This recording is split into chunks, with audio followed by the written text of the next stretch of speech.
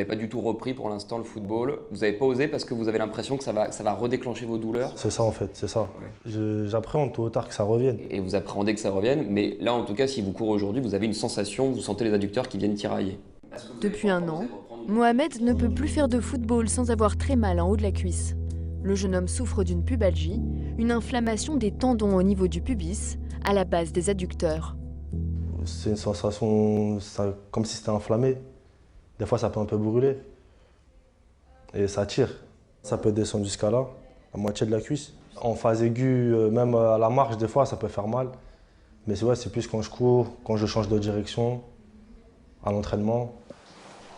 Pour soigner sa pubalgie, le patient participe à un essai thérapeutique. Objectif, tester les propriétés d'un produit inattendu, la toxine botulinique. Ça fait pas mal, hein. Au niveau douleur, vous allez voir, c'est comme un gros vaccin en pratique, hein.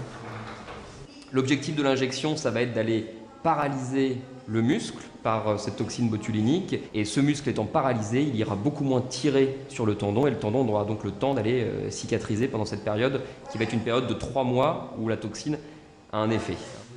L'injection est réalisée à l'aide d'une échographie pour contrôler que l'aiguille n'abîme pas de nerfs ou d'artères. Et on commence à piquer. Donc on a vraiment l'aiguille. Vous voyez, hop là, on voit l'aiguille qui apparaît dans la masse musculaire et donc on vient injecter. En injectant de la toxine botulinique dans l'adducteur, le muscle s'immobilise et se détend. Une fois tout à fait relaxé, l'adducteur ne sollicite plus le tendon, qui est donc au repos forcé. Et c'est terminé.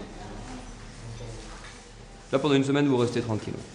Vous pouvez étirer le muscle, ça, il n'y a pas de souci, hein, mais vous faites pas de sport intense. L'objectif, c'est de le décontracturer complètement pour qu'on puisse faire un bon protocole de rééducation, l'étirer, puis le renforcer. Depuis un an, près d'une centaine de patients a bénéficié de ce protocole de recherche.